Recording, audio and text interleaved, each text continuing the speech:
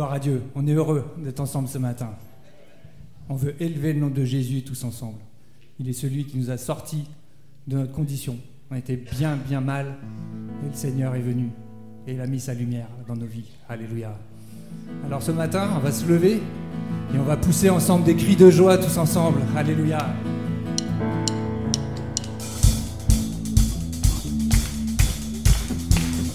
On va pousser des cris de joie. Alléluia.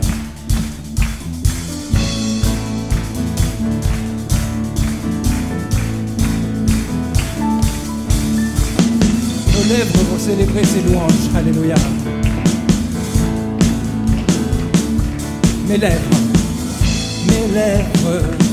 publient ta louange. Je bénirai ton nom à jamais.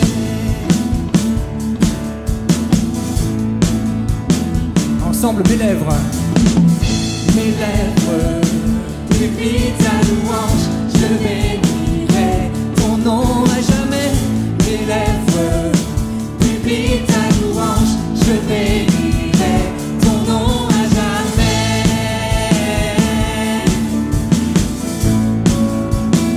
Mes lèvres ensemble. Mes lèvres publient ta louange. Je bénirai ton nom à jamais. Mes lèvres publient ta louange. Je bénirai ton nom à jamais. Alors poussons vers l'Éternel des cris de joie. Poussons vers l'Éternel des cris de joie. Poussez vers l'Éternel des cris de joie. Poussez vers l'Éternel des cris de joie. Encore, poussez vers l'Éternel. Poussez vers l'Éternel des cris de joie.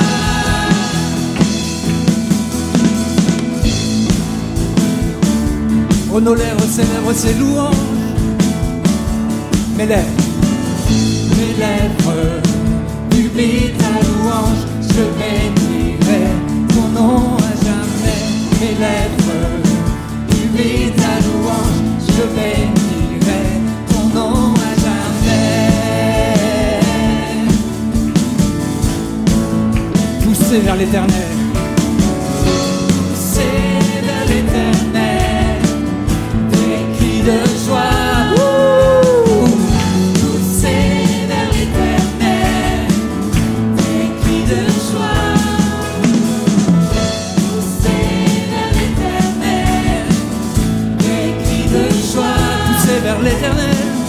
Poussez vers l'Éternel des cris de joie. On va danser dans sa présence.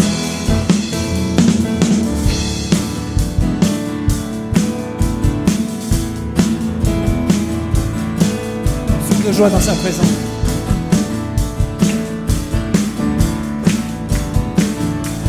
Mes lèvres publient ta louange. Je bénirai ton nom à jamais. Mes lèvres publient ta louange. Je bénirai ton nom à jamais. Yeah. Poussez vers l'Éternel. Poussez vers l'Éternel des cris de joie. Poussez vers l'Éternel des cris de joie. Poussez vers l'Éternel des cris de joie. Poussez vers l'Éternel des cris de joie. Alléluia. Jésus, tu es élevé. Nous voulons vraiment manifester notre joie dans l'Église. Parce que ce que Jésus a fait, c'est immense, c'est grand. Alléluia. Il veut remplir nos cœurs de joie ce matin. C'est vraiment ce qu'on a à cœur. Alléluia.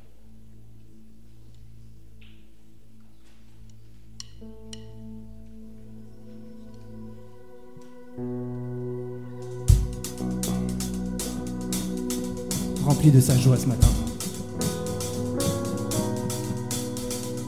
L'Éternel est mon berger,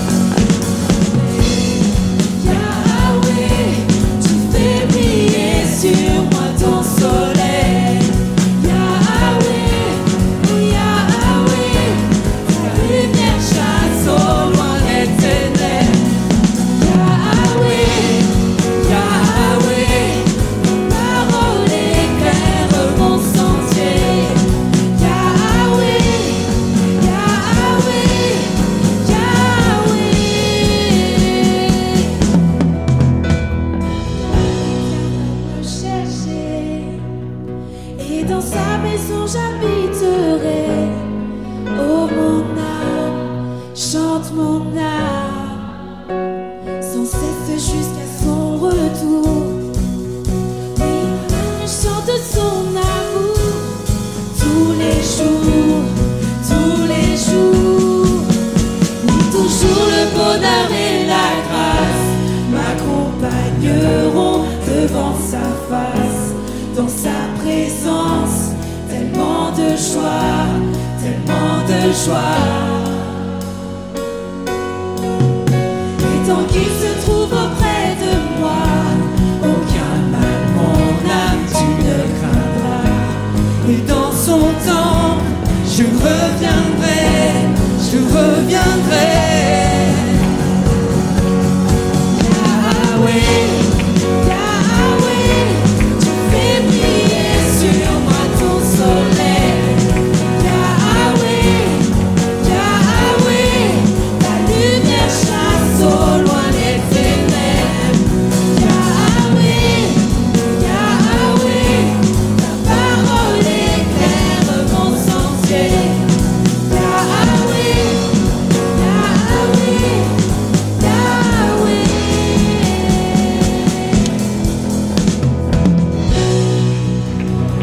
Yahweh, soleil de nos vies, merci Jésus de nous avoir éclairés. Alléluia.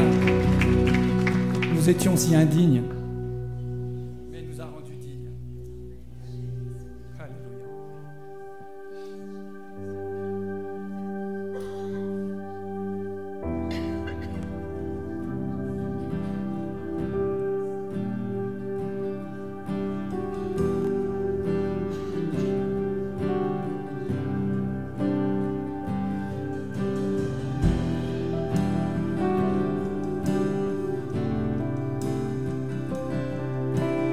Me voici prosterné devant ta face, libre par le nom de ta grâce. Me voici, l'être plein d'indignité, mais par ta croix justifié. J'ai trouvé l'amour incomparable et mien, car tu t'es sacrifié pour te justifier.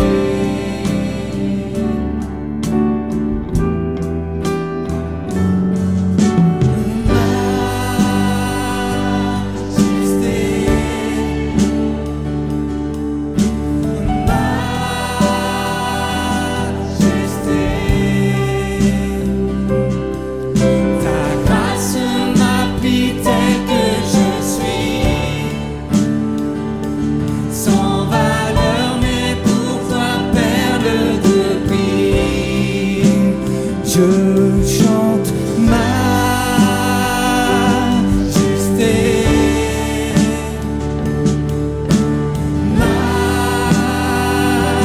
majesté.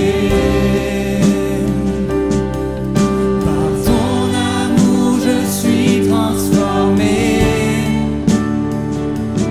en présence de ta majesté.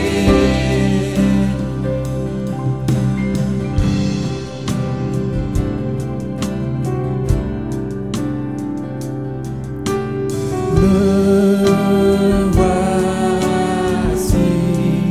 oh je suis prosterné, prosterné devant ta face, libre par le don de ta grâce. Il désire te combler ce matin. Me voici, oh yes. Tu désires me combler, m'embrasser de ta sainteté.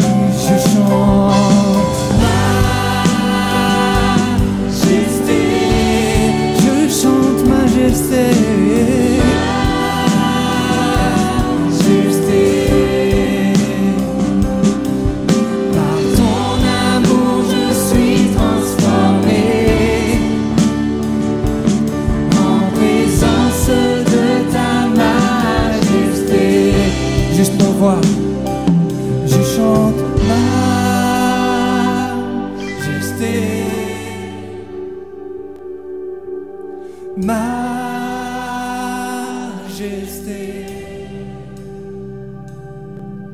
Ta grâce m'a pris tel que je suis. Oh, j'étais sans valeur.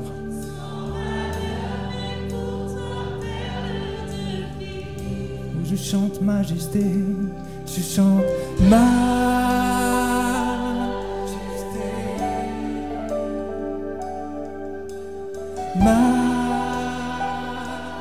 majesté. Alléluia, merci Jésus pour ta grâce. Ton amour, je suis transformé. En présence de ta majesté. Je chante majesté,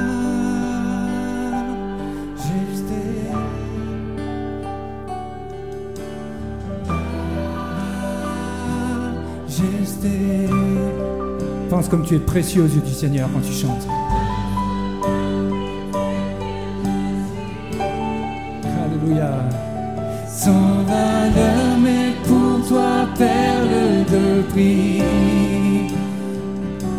Je chante majesté,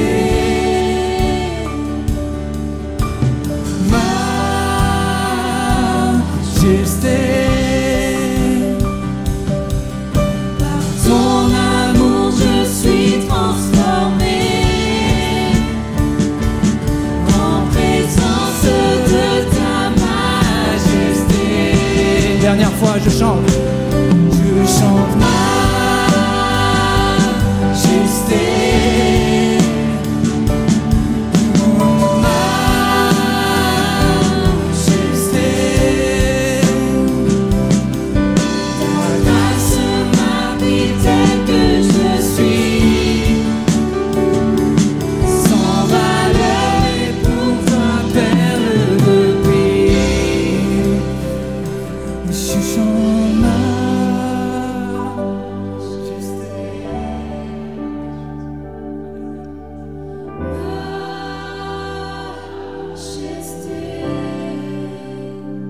Élevons nos voix ce matin.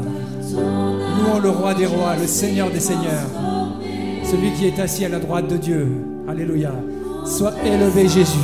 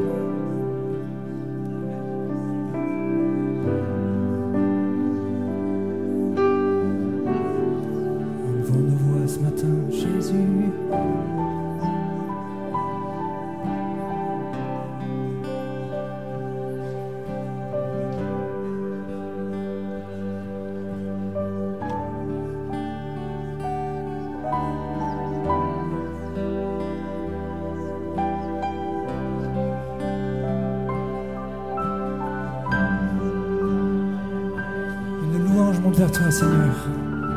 Entends nos cœurs ce matin.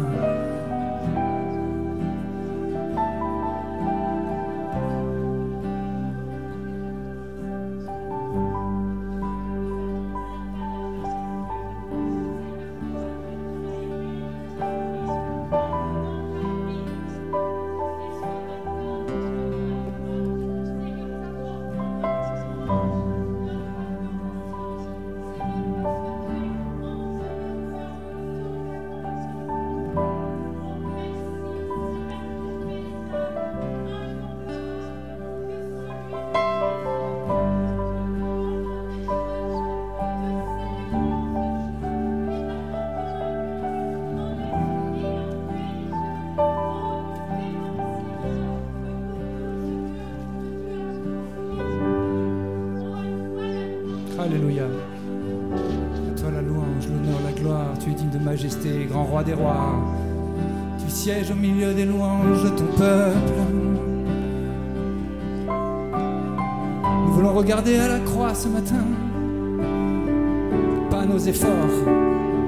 Alléluia.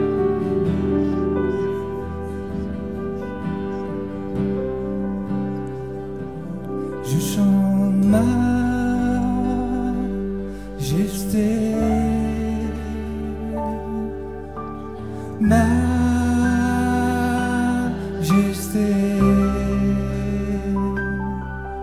Ta grâce m'a pris tel que je suis,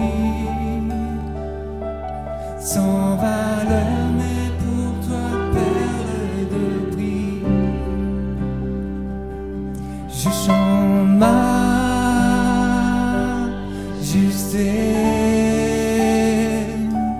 je chante majesté.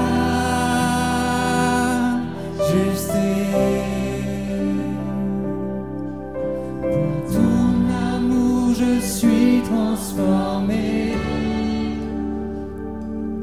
en présence de ta majesté.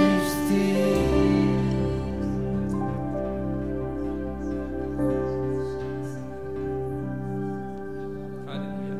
Merci Seigneur.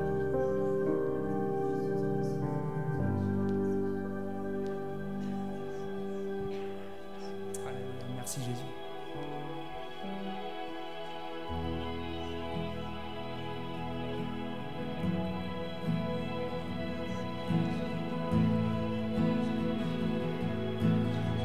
Nous sommes précieux à ses yeux, alors nous pouvons chanter son amour ce matin, librement.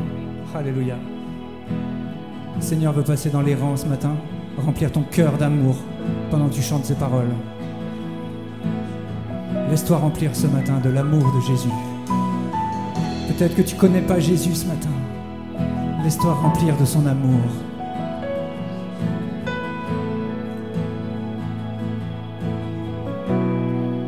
Au-delà des grands océans, au-delà des grands océans, tes fleuves d'amour s'étendent sur moi.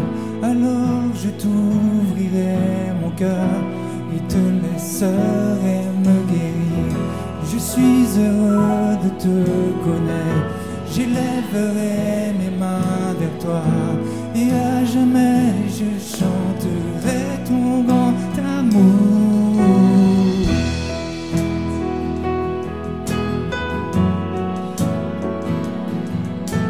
Jusque dans l'éternité, je chanterai ton grand amour. Au-delà des grands océans, au-delà des grands océans, tes fleuves d'amour s'étendent sur moi. Alors je t'ouvrirai mon cœur et te laisserai me guérir. Je suis heureux de te connaître, j'élèverai mes mains vers toi et à jamais je chanterai ton grand amour. Je chanterai ton amour pour toujours. Je chanterai ton amour pour toujours. Je chanterai ton amour pour toujours. Je chanterai ton amour pour toujours. Au-delà des grands océans, tes fleuves d'amour s'étendent sur moi. Alors je t'ouvrirai mon cœur et te laisserai me guérir. Je suis heureux de te connaître, j'élèverai mes mains vers toi et à jamais je chanterai ton grand amour.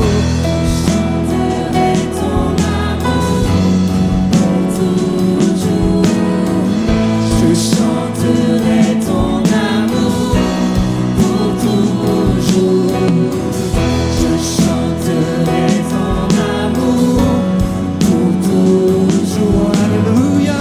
Je chanterai ton amour. Mais chaque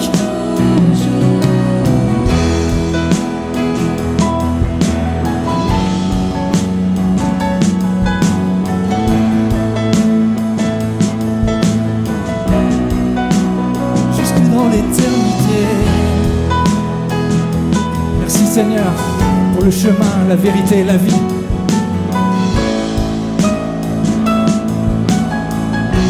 Je chanterai juste nos voix.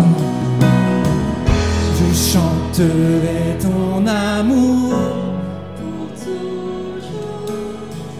Je chanterai ton amour pour toujours. Je chanterai ton amour pour toujours. Je chanterai ton amour pour toujours, oh oui. Je chanterai ton amour pour toujours. Je chanterai ton amour pour toujours. Je chanterai ton amour pour toujours. Je chanterai ton amour pour toujours. Je chanterai ton amour pour toujours. Je chanterai ton amour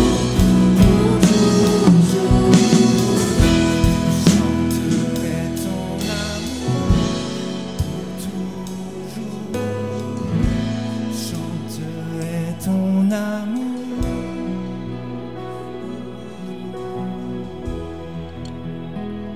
Amen, Seigneur Jésus.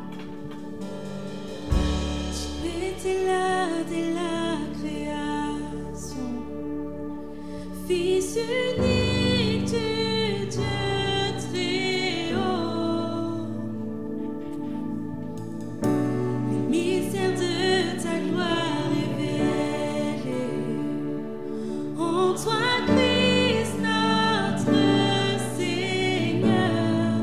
Ce nom est si merveilleux, ce nom est si merveilleux, le nom de Jésus-Christ mon roi. Ce nom est si merveilleux, sa beauté est sans pareil. Ce nom est si merveilleux, le nom de Jésus.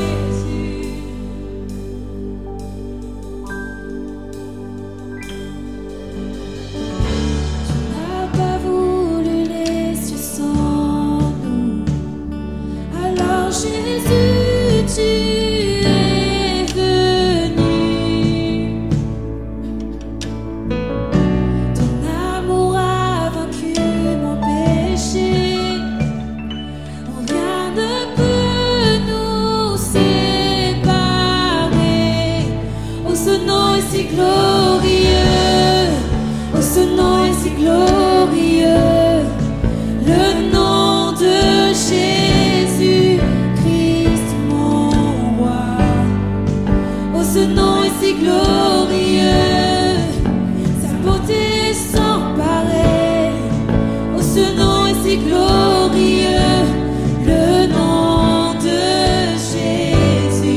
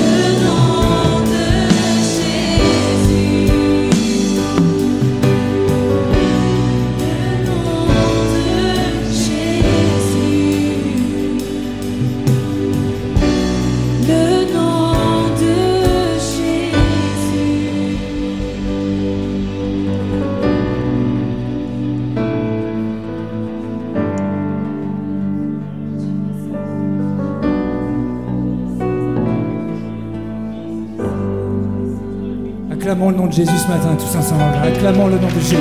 Alléluia. Le victorieux nom de Jésus. Il est assis à la droite de Dieu, il est victorieux. Élevons le nom de Jésus tous ensemble avec nos voix collectivement ce matin. Oui, il est digne d'honneur, de gloire, de louange, de majesté. Sois élevé Jésus. Alléluia, Seigneur Jésus. Voilà, juste. Merci. Si vous avez besoin de prière, dans la salle de prière, une équipe vous attend pour vous accompagner dans la prière, vous soutenir dans la prière, prier avec vous, prier pour vous. D'ailleurs, si vous y allez, la salle a été bien refaite. Il y a encore quelques petits éléments de décoration, donc vous pouvez y aller, vous pouvez voir et c'est pas juste dire waouh, mais prier, prier dans la salle de prière. D'ailleurs, je rappelle que on prie, si vous le souhaitez, si vous voulez être avec nous dans la prière, juste avant le culte, à partir de 9h30, dans la salle de prière, il y a une équipe. En tout cas, nous, les pasteurs, on se tient là-bas pour prier. Donc, vous pouvez venir nous rejoindre. Foi et partage, mardi à 14h30 pour notre temps de foi et partage. Séance de sport avec Laurent, mercredi à 17h. Soirée de prière, jeudi 20h en présentiel. On est toujours dans notre mois sur la prière et c'est parfait qui apportera le message. Donc jeudi à 20h. Sortie Partage ta foi, samedi prochain à 14h, donc voir Hervé, mais on se retrouve à 14h ici, on prie ensemble et ensuite on va dans les rues pour partager notre foi et aussi pour inviter à cet événement dimanche prochain à 10h dans ce lieu. C'est Rescapé, donc c'est toute une équipe, toute une troupe qui raconte leurs témoignages en chanson, en sketch, de plusieurs manières. Donc c'est vraiment ouvert sur l'extérieur. Là aujourd'hui il y a un petit peu plus de 320 chaises, on va rajouter quelques chaises. Le but c'est que vous puissiez inviter du monde, le plus de monde possible, au moins une personne, hein. On se donne comme objectif d'inviter une personne. Moi, j'ai déjà identifié là ceux que je veux inviter.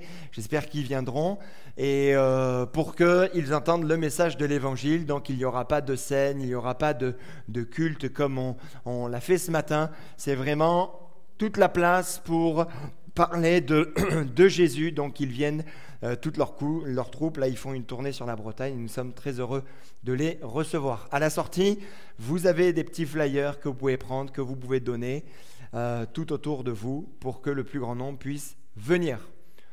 Ok, on se réjouit, hein? Et après Rescapé, on fait une agape tous ensemble. Donc à la sortie sur l'accueil, vous avez possibilité de mettre votre nom, dites ce que vous amenez. Alors n'amenez pas que des boissons non plus, hein. Le boisson c'est le petit plus, mais au moins une entrée, un plat ou un dessert et après une boisson, mais ne venez pas qu'avec des boissons et amenez quand même quelque chose. Ah oui, il y a le changement d'heure dimanche. Voilà. Donc à 3h du matin, il sera 2h du matin. On dormira 1 heure de plus. Si vous avez l'habitude d'arriver en retard, ne changez rien. Ne changez rien, les amis. Ça va bien se passer. Voilà. Les vacances des petits héritiers, nous les accueillerons donc dimanche. C'est les vacances pour les enfants. Seulement les 4-6 dimanche prochain et dimanche suivant. Donc même pour Rescapé, on aura la joie d'avoir nos enfants qui vont entendre le message. Donc c'est super. Mais les 4-6 seront accueillis, éveil à la foi aussi. Et le 3 novembre, ils seront également accueillis. Comme ça, nos enfants vivront les cultes avec nous. Notez également cette info jeudi 2 novembre à 19h30. Nous avons donc, c'est pas 20h, c'est 19h30. Nous aurons la joie d'avoir Porte Ouverte, l'association Porte Ouverte qui vient en aide aux chrétiens persécutés. Et nous aurons avec nous un ami iranien qui a été enfermé pendant 2 ans à cause de sa foi. Il va nous raconter son témoignage. Ces témoignages choquent mais le Seigneur est glorifié.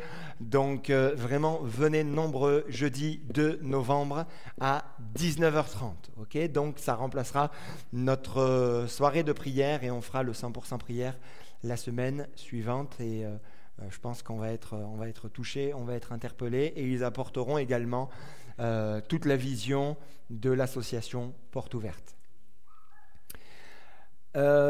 Collecte pour le marché de Noël. Voilà, vous avez vu à l'entrée, l'annonce a été faite la semaine dernière et à l'entrée, donc, on peut récupérer toutes ces petites choses pour le marché de Noël. Les dons en ligne peuvent toujours être effectués, les boîtes également à cet effet.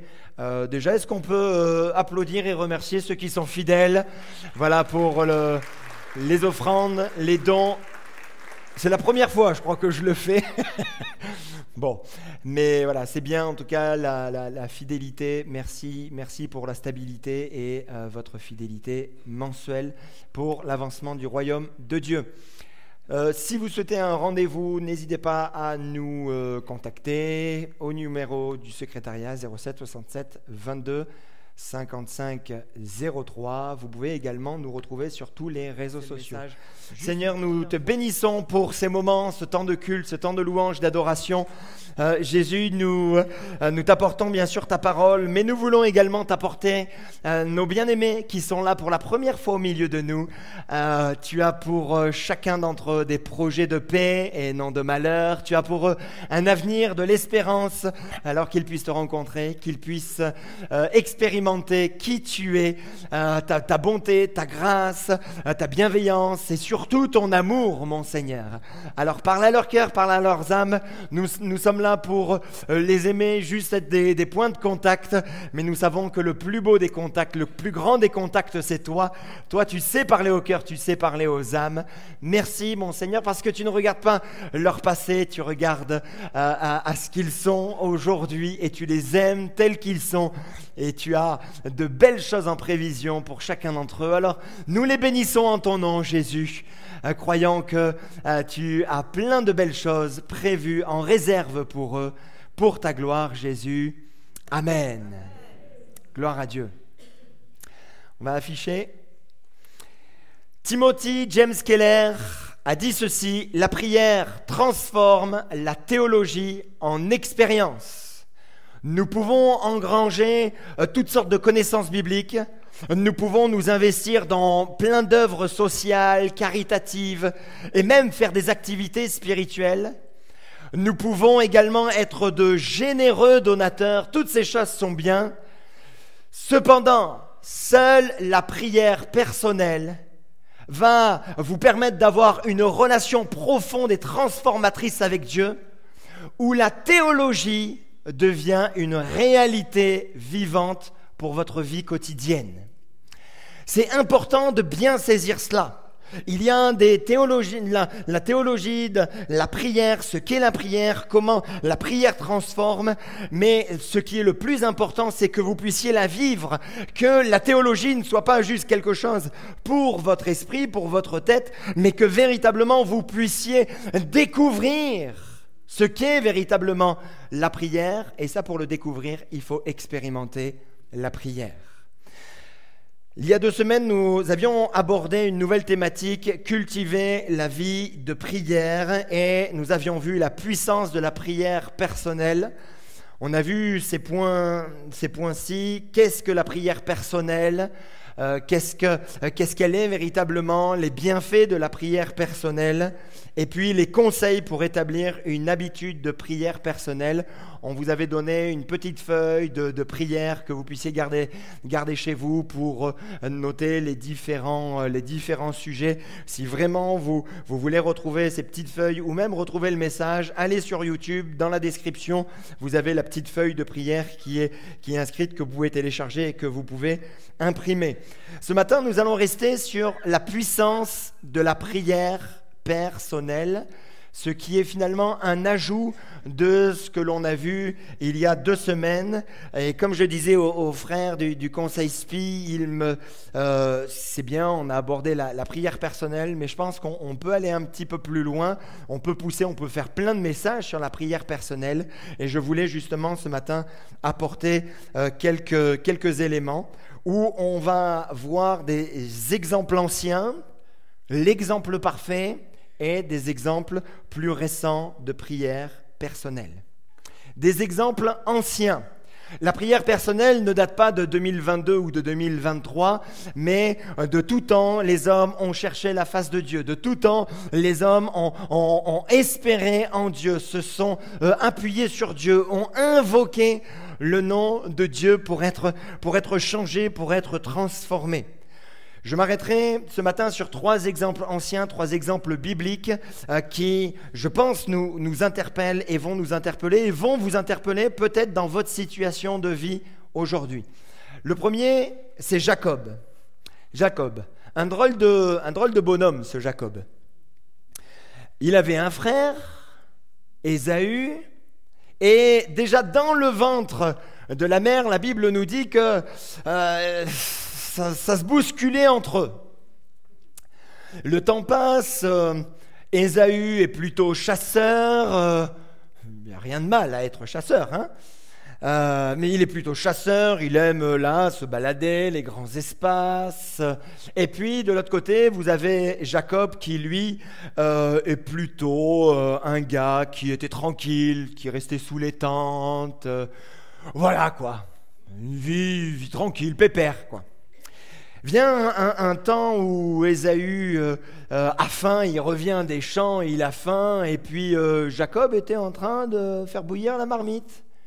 Il dit, tiens, faim ?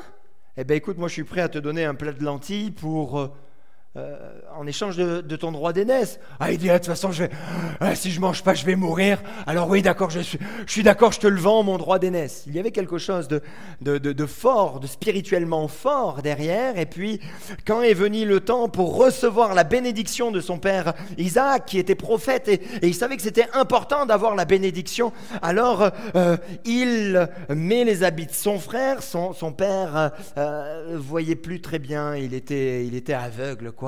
Et puis donc il met les vêtements de son frère, il se met comme des poils là sur les mains parce que son frère était poilu pour recevoir la bénédiction. Bref, ça a été un usurpateur, c'est ce que veut dire son nom. Son frère, voyant ça, chassant ça, il s'est dit mais je vais lui faire la peau. Alors qu'est-ce qu'il fait Jacob ? Il fuit et il va dans un territoire où il rencontre sa future femme, où il rencontre son beau-père. Son beau-père l'a roulé dans la farine, avec les femmes. Bref, il a travaillé 20 ans pour son beau-père et il a vu que à la fin, c'était plus possible, quoi. Il pouvait plus tenir, donc il décide de quitter son beau-père et il reprend la direction de la maison familiale, de la demeure familiale. Et là, il y a ce moment bien particulier où il est dit, Jacob se leva là, la même nuit, prit ses 2 femmes, ses 2 servantes et ses 11 enfants et passa le gué de Jabbok. Il les prit, il leur fait passer le torrent et fit passer tout ce qui lui appartenait. Il avait plusieurs biens et il avait surtout un grand cheptel. Et là, la Bible nous dit, Jacob resta seul. C'est alors qu'un homme lutta avec lui jusqu'au lever de l'aurore. Moment bien particulier de la vie de Jacob. Il est entre deux. Derrière, il y a son beau-père où ça s'est mal terminé. C'était pas simple. Et en face de lui, il y a Ésaü. Ésaü qui vient vers lui. Bref, il est là entre deux. Il est entre deux et il a sa famille, il a son cheptel, il ne sait pas à quelle sauce il va être mangé.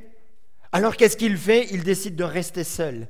Et là, il sait qu'il y a une rencontre. Il a besoin d'une rencontre avec Dieu. Et c'est ce que nous exprime tout le texte. Le temps nous manque pour lire tout le texte. Vous pouvez le lire dans Genèse 32. Et là, voilà qu'il se retrouve seul et il y a comme un homme qui vient vers lui. Mais il sait que c'est bien plus qu'un homme. Il sait qu'il est là avec Dieu. Il lutte. Alors il n'est pas en train de se bagarrer, mais il le tient. Et Osée va un petit peu plus loin. En fait, il le tient et il dit, mais je te laisserai pas partir tant que tu m'es béni. J'ai besoin de toi, j'ai besoin de la bénédiction, j'ai besoin de vivre quelque chose, j'ai besoin que tu poses ta main sur moi, j'ai besoin que tu me délivres, j'ai besoin que tu agisses dans ma vie. Un temps de rencontre, seul à seul avec Dieu. Toutes les issues étaient fermées, toutes. Humainement, c'était compliqué. Il ne pouvait pas retourner chez son beau-père. Il ne pouvait pas aller devant. Il y avait Ésaü. Il était cerné. Toutes les issues étaient fermées, mais il savait qu'il y avait une autre issue, c'était Dieu. Et il savait qu'il avait besoin de Dieu à ce moment bien précis. Vous avez un autre exemple ancien, c'est Anne. Anne, qu'est-ce qu'elle a pu inspirer à des jeunes femmes et des femmes dans le monde entier et même des hommes, une histoire tellement inspirante. Là, nous sommes au XIe siècle avant Jésus-Christ, alors que Jacob, on était plutôt du XVIIe siècle avant Jésus-Christ. Et là, Anne, elle est dans une situation familiale compliquée. Son mari Elkana est marié à 2 femmes, Anne et une autre qui s'appelle Pénina. Et Pénina, elle arrive à avoir des enfants, tout va bien pour elle et elle fait que lui faire du mal. Avec sa langue, elle l'a tué, elle l'a démolissé. Elle était en peine, une femme, Anne, qui était en peine, qui n'était pas comprise, même par son mari, qui l'aimait, son mari, il l'aimait, il n'y a pas de problème, mais il était débordé par la situation. Ça arrive, mesdames, que vous soyez débordées par la situation et que vos maris ne vous comprennent pas? Ah, Seigneur. Elkana, lui, qu'est-ce qu'il dit? Il dit, mais est-ce que je ne vaux pas pour toi mieux que 10 enfants, mieux que 10 fils? Non, t'as rien compris, Elkana. T'as rien compris. Finalement, elle est dans une telle peine, dans un tel désarroi, mais elle a pris une décision. Anne se leva. Après que l'on ait mangé et bu à Silo, et le prêtre Élie était assis sur son siège près de la porte du temple de l'Éternel. L'amertume dans l'âme, elle pria l'Éternel et pleura abondamment. Elle n'arrivait pas à avoir d'enfant, c'était une tare. Elle n'arrivait pas à avoir d'enfant, c'était vu comme une malédiction. Mais elle a décidé finalement de se lever, d'aller là dans la présence de Dieu, à Silo. C'était là où on allait voir le sacrificateur, c'est là où il y avait des sacrifices, et c'est là où on allait à la rencontre de Dieu, et là pour elle c'était trop lourd, c'était trop dur, et au lieu de se morfondre, au lieu d'aller plus profondément encore dans la dépression, elle a décidé de se lever et d'aller dans la présence de Dieu. Et là, de pleurer devant Dieu, et là d'exprimer tout ce qu'elle avait devant Dieu. Dieu l'a exaucée. Et 1 an après, elle a eu un enfant. Parce qu'elle a décidé de sortir de l'état dans lequel elle était pour finalement aller rencontrer Dieu. Un autre personnage, c'est Élie. Élie, 9e siècle avant Jésus-Christ. Élie est un prophète, et quand nous lisons 1 Roi 17, il arrive comme un cheveu sur la soupe, on ne sait pas d'où il vient, on ne sait pas où il va, mais en tout cas il vient vers le roi Akab, et voilà, il lui dit tout de suite, bon, il n'y aura plus de pluie pendant 1 an. Il part, il n'y a plus de pluie.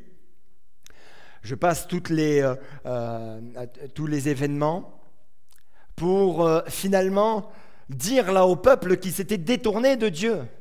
Écoutez, on va aller sur le mont Carmel. Venez avec tous vos prophètes, venez avec tous ceux qui invoquent d'autres dieux, et on va voir quel est le Dieu qui répond. Et là, alors qu'ils sont là, ils mettent en place là tout un holocauste, ils mettent en place toute une offrande, et il fallait rien faire, fallait pas allumer le briquet, fallait pas mettre d'allumettes, fallait rien mettre de tout cela. Ok, il faut que le Dieu qui existe réponde par le feu. Alors il commence à se frapper, il commence à bouger, il commence à faire pas mal de choses, mais rien ne se passe. Puis Élie, il était tout seul. Il invoque Dieu et là, le feu du ciel descend et embrasse tout l'Holocauste. Waouh! La victoire, le peuple commence à dire « Waouh! C'est puissant! C'est ouf! » C'est passé sur TikTok, sur Snapchat, sur des réels Instagram incroyables. En plus, il y en a qui ont fait des directs live. C'était un truc de fou. C'était incroyable. Incroyable ce moment. Mais il y avait une femme, la reine, Jézabel, qui, elle, ne l'entendait pas comme ça.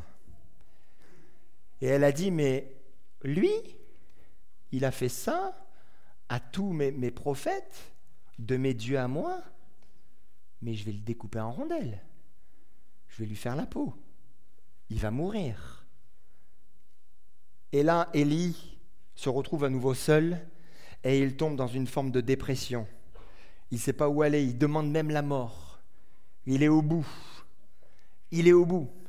Et la Bible nous dit ceci, il se leva, mangea et but, puis avec la force que lui donna cette nourriture, qui a été envoyée par des corbeaux, il mangea 40 jours et 40 nuits jusqu'à la montagne de Dieu, jusqu'à Horeb.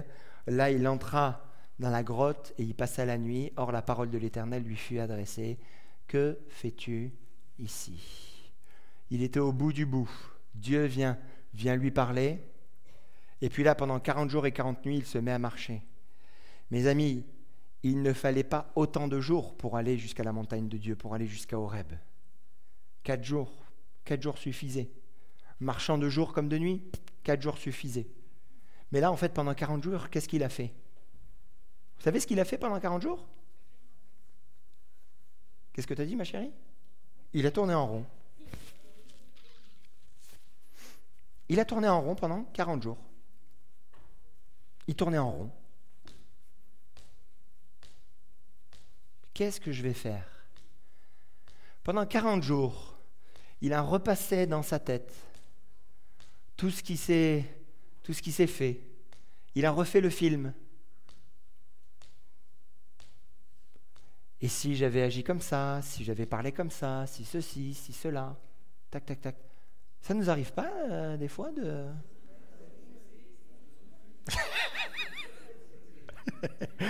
Hein?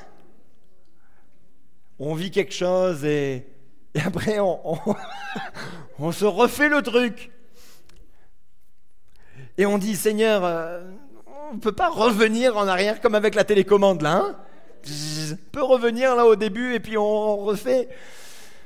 Ah Seigneur. Donc il a tourné en rond pendant 40 jours. Mais enfin il a pris la décision d'aller à Horeb. Il savait qu'il y avait un endroit où il devait aller, c'était à Horeb, pour rencontrer Dieu. Enfin, qu'est-ce que nous apprennent ces 3 exemples? Ces 3 exemples nous apprennent que quand nous n'avons plus de solution, nous devons chercher Dieu personnellement. Quand il n'y a plus de solution, comme Jacob, il n'y avait plus de solution. Tout est fermé. Mais Seigneur, toi, ton ciel est toujours ouvert. Je peux toujours m'approcher de toi. Quand il n'y a plus de solution, je me tourne vers toi. Ça nous montre quand notre cœur est en peine, cherchons Dieu personnellement.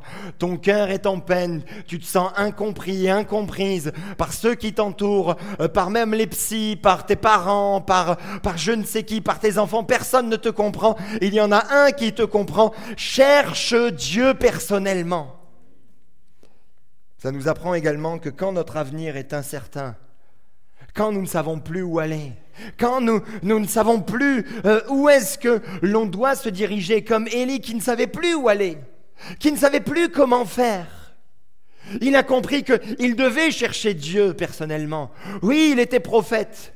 Oui, il avait vu des choses merveilleuses. Mais là, pour lui, c'était la fin. Alors, il a décidé d'aller chercher Dieu personnellement, d'avoir une rencontre avec Dieu. Et d'ailleurs, on l'a lu ensemble. Quand il est arrivé, Dieu lui dit, « Que fais-tu ici, Élie ?» Et il devait exprimer ce qu'il avait dans le cœur. Et par 2 fois, Dieu lui pose la question par 2 fois. Et par 2 fois, Élie dit la même chose. Tellement c'était lourd, tellement c'était difficile dans son cœur. Et à la fin de la discussion, là Dieu lui a dit, voilà à quoi je t'appelle. Tu dois faire ceci, tu dois faire cela. Et c'est ce qu'il a fait. Mes amis, ces exemples nous montrent que dans de nombreuses situations, on doit chercher Dieu personnellement. Vous pouvez demander de l'aide à droite, à gauche, mais l'aide, elle vient de Dieu. Et c'est important d'exprimer votre cœur. Alléluia pour la communion fraternelle. On parlera de la prière communautaire, mais là, c'est personnellement, c'est votre rôle d'aller chercher Dieu. Prenons le deuxième point, l'exemple parfait. Si on parle de prière personnelle, nous sommes obligés de parler de l'exemple parfait. Bounds a dit ceci, auteur de nombreux livres sur la prière, il a dit « Jésus est notre grand exemple en matière de prière. Sa vie était un modèle de dépendance constante et de communion avec le Père. » Jésus, l'exemple parfait. Si Jésus a enseigné la prière, c'est qu'il l'a pratiquée. Quand voyons-nous Jésus prier seul ?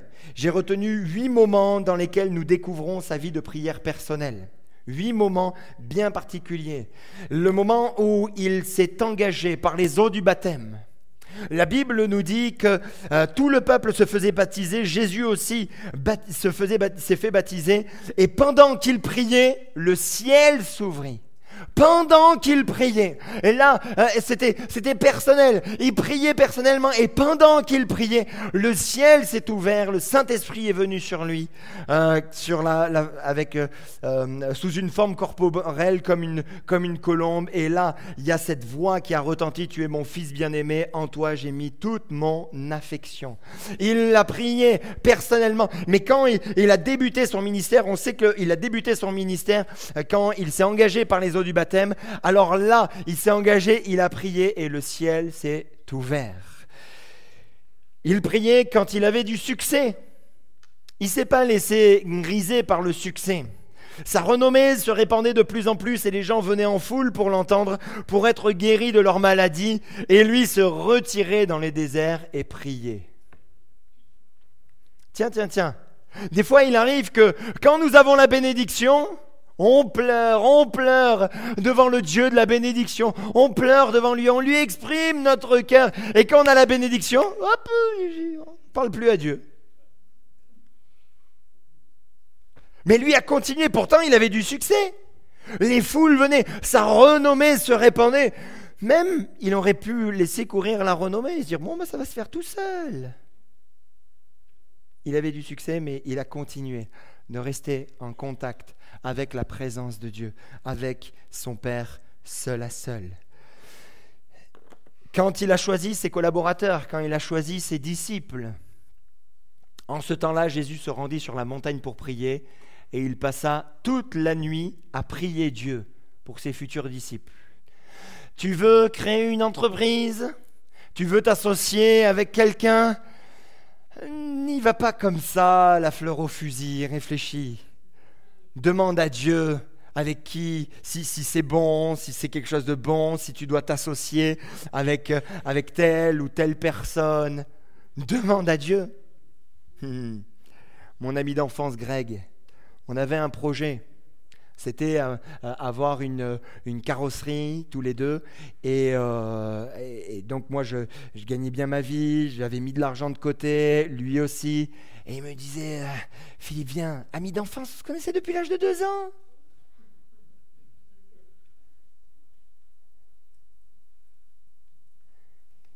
Il me disait, Pipo, il m'appelait comme ça, il me dit, Pipo, on y va ? Oui, c'est inutile ce que je vous dis, mais bon. Mais moi, j'avais donné mon cœur à Jésus. C'était, j'allais dire un génie, mais il était doué. Il était doué de ses mains, il savait faire plein de trucs. Mais il savait aussi comment détourner certaines choses. Et non. Écoute, Greg, moi, je peux pas. Je le sens pas.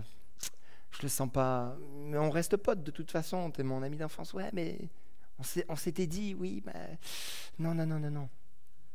Toujours prier, savoir avec qui on se met, avec qui on va construire sa vie, hein, pour ta future femme, pour ton futur mari. C'est pas une nuit que tu dois prier, c'est plusieurs nuits. Te trompe pas. Demande à Dieu. Il a prié quand il avait besoin de conseils. La Bible nous dit que 8 jours après, qu'il lui dit ces paroles, il prit avec lui Pierre, Jacques, Jean, et il monta sur la montagne pour prier. Et pendant qu'il priait, l'aspect de son visage changea et son vêtement devint d'une éclatante blancheur. Et là, c'est la montagne de la transfiguration. Moment assez extraordinaire, merveilleux. Et là, la Bible nous dit que, alors qu'il était dans la gloire, il y avait Élie, il y avait Moïse. Il parlait de son prochain départ. Bref, il y a des choses qui, des fois, nous dépassent. Mais finalement, il avait besoin de conseils. Il est monté à la montagne pour prier. On n'a pas besoin de conseils pour tous les jours, pour toutes les semaines, pour notre travail, ce que l'on doit acheter, ce que l'on doit faire. Seigneur, je viens devant toi pour prier. On le voit également prier quand il accomplissait son service. Tout simplement, il accomplissait son service, il était là dans son ministère et la Bible nous dit qu'il est allé prier un jour en un certain lieu. Un jour, on ne sait pas quand, à un certain lieu, on ne sait pas où.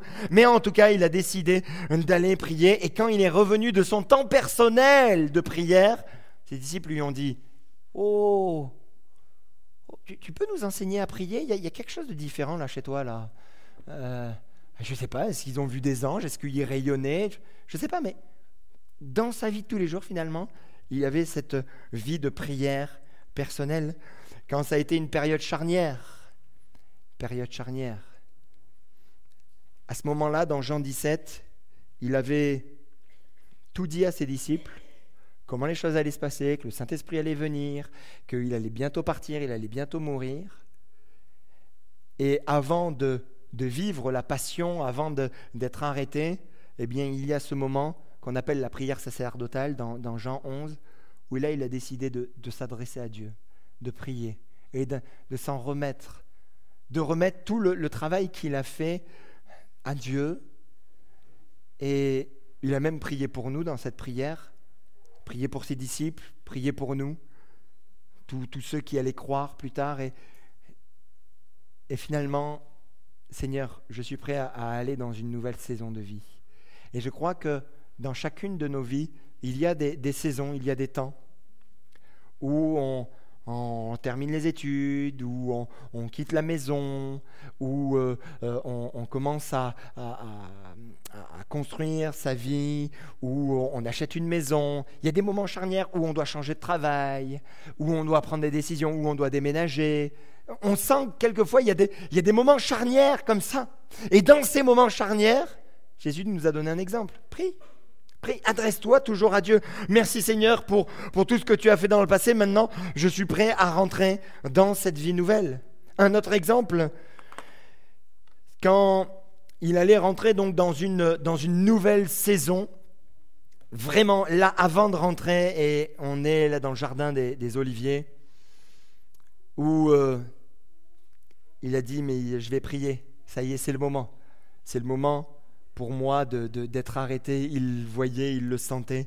Alors là aussi, il a prié. Et quand, quelquefois, on sent qu'il y a des grandes échéances, qu'il y a des grands défis qui sont devant nous, ça nous parle pour prier, la prière. Et puis même dans le moment d'épreuve, il a continué de prier.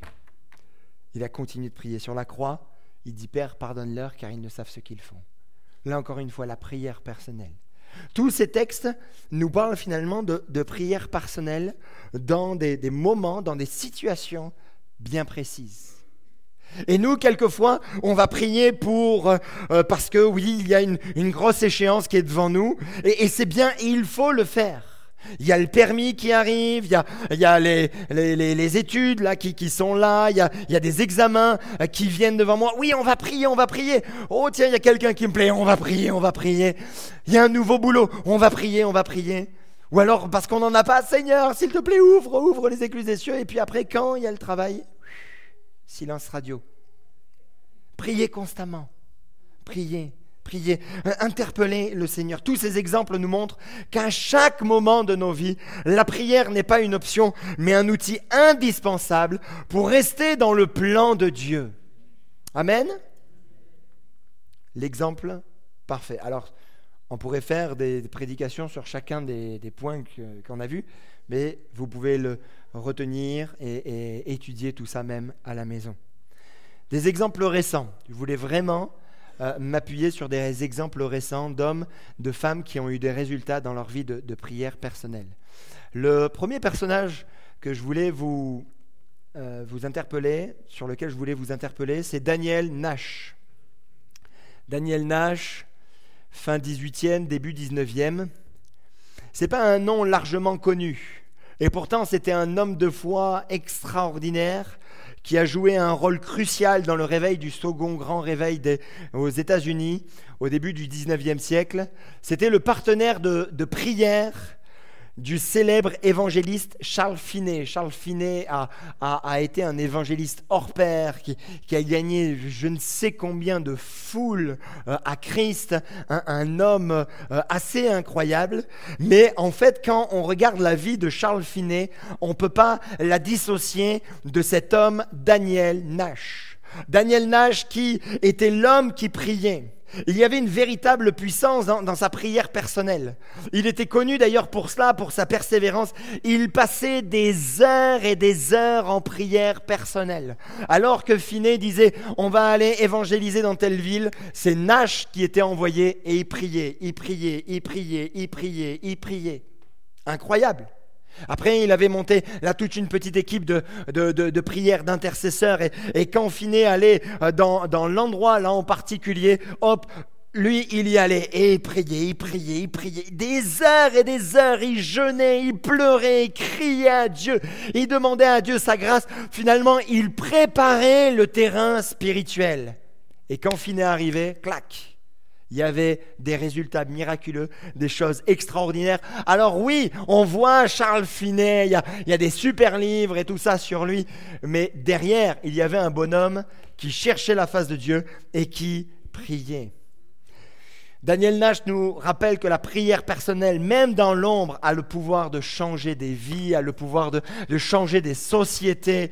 Et son exemple nous montre que la véritable prière personnelle est une puissance pour faire des transformations spirituelles de certains lieux, de certaines personnes. Ça ne va pas dans ton travail, mais viens plutôt quand tu sais qu'il n'y a personne et commence à prier dans ton lieu de travail. Oui, pasteur, j'ai pas le droit. T'as des caméras? Bon, non. Alors, tu y vas et tu pries. Et s'il y a des personnes qui viennent, tu dis, qu'est-ce que tu fais? Oh, j'avais un petit peu de boulot à faire parce que tu sais que ton travail, c'était de prier. Prie pour l'atmosphère. Prie pour ta maison. Prie pour ta maison. Tes enfants, ça va pas. Tu sais que les enfants, quand ils dorment bien, ils dorment à point fermé. Tu rentres dans la chambre et prie dans la chambre. Prie pour eux dans la chambre. Bénis-les dans le nom de Jésus. La prière peut transformer les choses. Puissance de la prière personnelle, à travers Daniel Nash, nous voyons que la persévérance dans la prière amène des résultats miraculeux. Amène des résultats miraculeux. Une autre personne dont je voulais vous parler, c'est Ira David Sankey. Au 19e siècle, un homme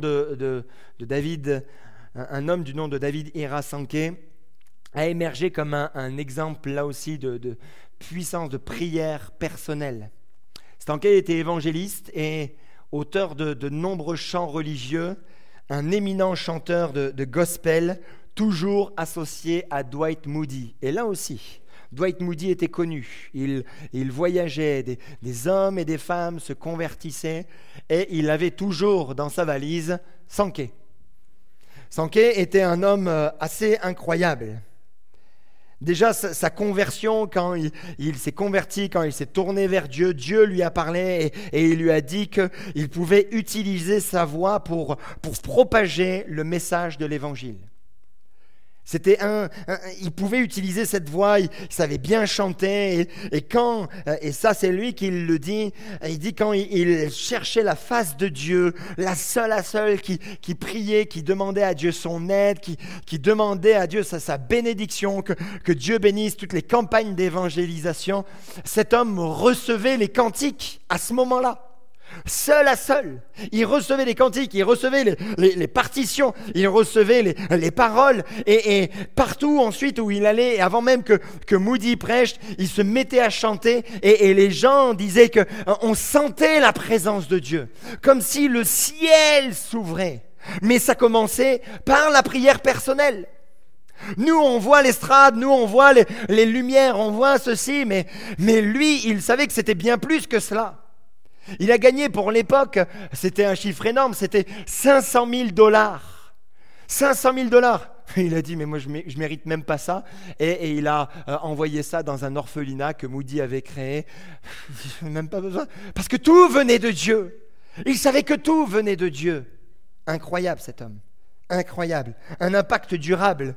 Ou encore aujourd'hui, surtout dans les pays anglo-saxons, on reprend de ces cantiques en chœur, en quatuor, avec plein de monde, enfin bref, ou tout seul, un impact considérable.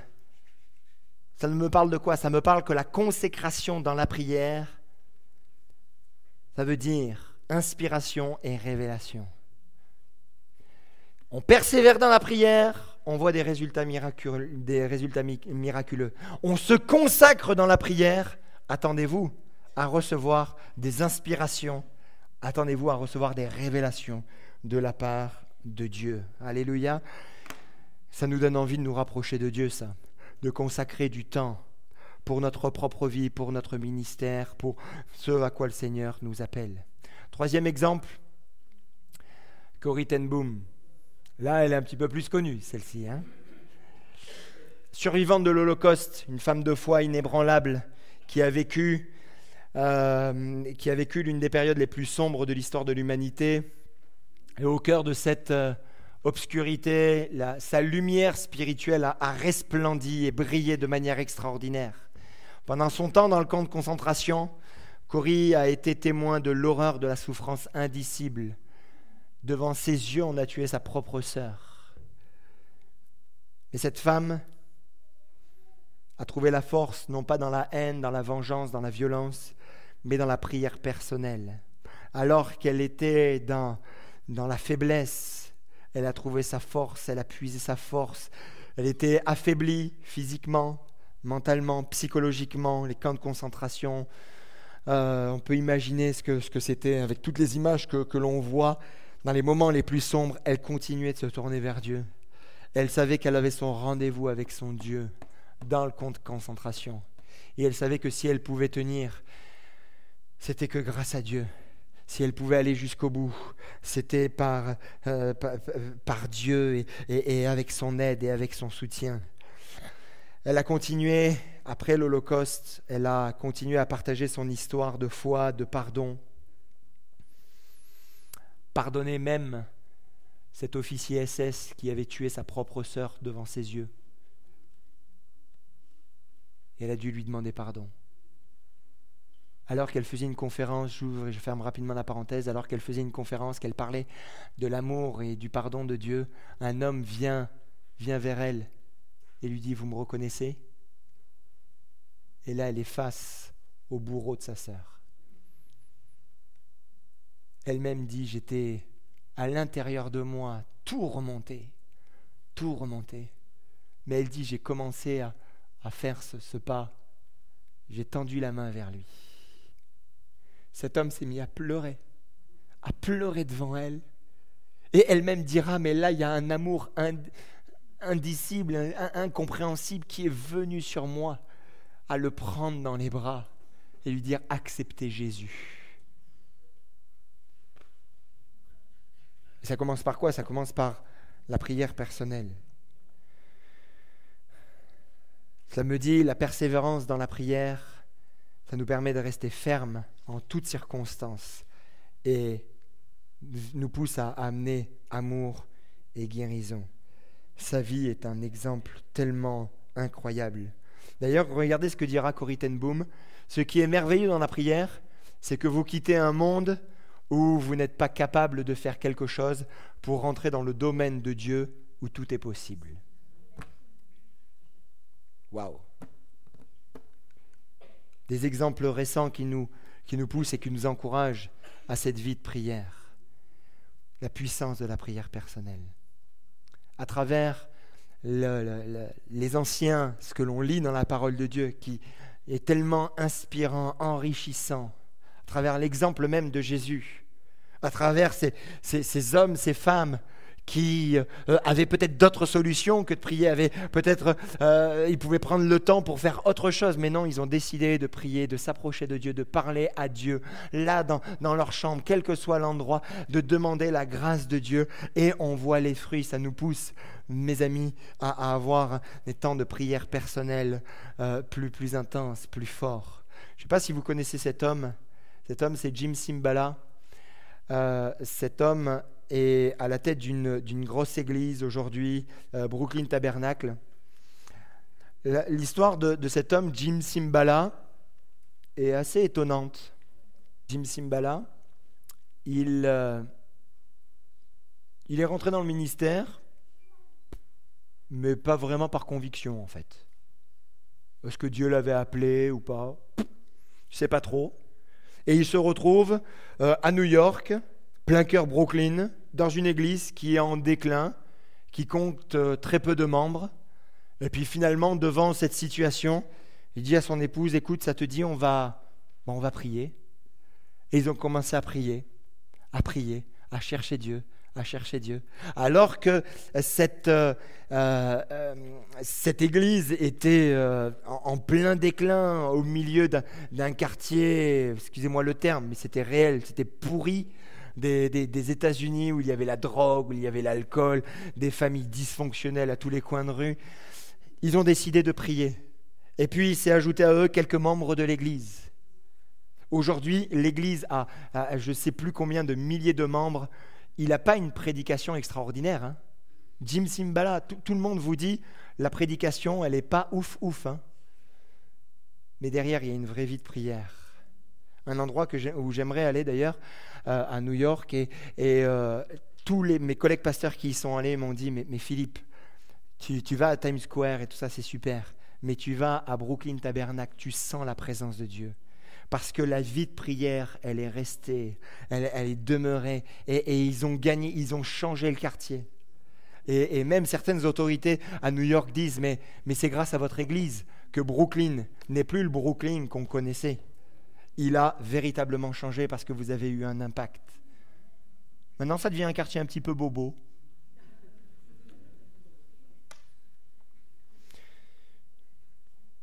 Je terminerai par ce qu'a dit notre frère William. Tonton William, il n'est pas là, il est en vacances, c'était son anniversaire hier. Il a dit ceci, et il nous l'a dit là en conseil SPI. Il a dit, la prière a été faite pour l'homme, et non l'homme pour la prière. On ne doit pas le prendre comme une obligation, la prière, mais comprendre que la prière a été faite pour nous, pour l'homme, pour qu'on s'approche de Dieu, pour qu'on se rapproche de Dieu, pour qu'on ait ce contact avec Dieu. Et pas, si on commence à dire « Ah, il faut que je prie, il faut que je cherche Dieu », on n'a pas compris en fait. Parce que l'essence même de la prière personnelle, en fait, c'est pour nous. C'est tout simplement pour nous. C'est un outil que Dieu nous a donné pour que l'on soit en communion avec Dieu. Et on ne doit pas le prendre comme une œuvre que l'on doit faire pour être des bons chrétiens. Non, en fait, c'est pour nous. Priez à tout moment, priez à chaque instant. Priez quel que soit l'endroit. Quel que soit l'endroit, quel que soit le temps. Vous n'arrivez pas à dormir, dites « Alléluia, je vais pouvoir prier ». Vous ne savez pas quoi faire. « Oh, je m'ennuie. » Priez. Prenez le temps pour parler à Dieu, pour chercher Dieu. Des fois, je monte les escaliers, je parle à Dieu, je dis « Seigneur ». Des fois, c'est des simples petites phrases. Mais je sais que je parle à Dieu. Et en plus, quand on est baptisé dans le Saint-Esprit, alors là, c'est l'autoroute du bonheur, hein, les amis. On peut parler en langue. À tout moment, on peut être en constante communion avec lui.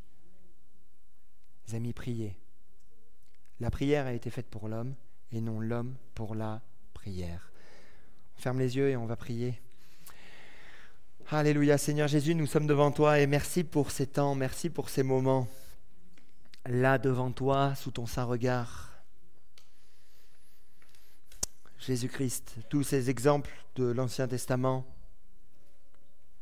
ces exemples anciens nous parlent, nous interpellent. Que dire de ton exemple Jésus ? Pourtant pleinement homme et aussi pleinement Dieu, tu es resté en contact avec le Père, en communion avec le Père. Devant ces exemples d'hommes, de femmes qui ont changé, bouleversé le monde, parce qu'ils avaient une vie de prière personnelle.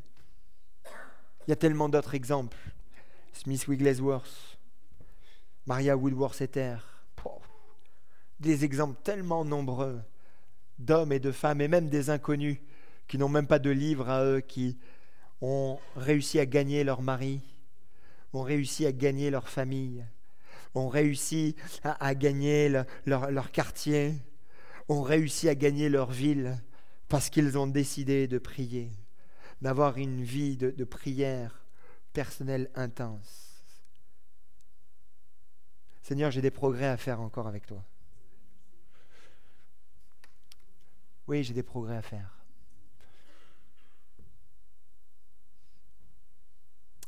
Dans la persévérance. Seigneur, amène-nous plus loin. Amène-nous plus loin. Et que l'on comprenne bien, que l'on saisisse bien, de manière humaine et de manière spirituelle, que la prière a été faite pour moi. La prière n'a pas besoin de moi, mais moi j'ai besoin de la prière. Moi j'ai besoin de la prière. Alors Seigneur, amène-nous, chacun d'entre nous, plus loin encore dans cette vie de prière. Qu'il y ait des hommes et des femmes qui soient au milieu de nous, interpellés en plein milieu de la nuit, en plein milieu de la journée, poussés pour combattre, pour prier. Donne également, mon Seigneur, des stratégies de prière à chacun de mes frères et de mes sœurs. On n'a pas tous les mêmes défis, on n'a pas tous les mêmes combats, on n'a pas tous les mêmes soucis, on n'a pas tous les mêmes vies. Alors, donne des stratégies à chacun. La prière, si quelqu'un est dans un cabinet qu'il a cette possibilité d'être seul, de commencer à prier pour que l'atmosphère soit remplie de la présence de Dieu. Jésus, amène-nous plus loin, fais-nous grandir et fais-nous évoluer dans ta présence et dans ta grâce. Amen. Vous êtes d'accord avec ça? Alléluia, que Dieu vous bénisse, passez une bonne semaine, rentrez bien.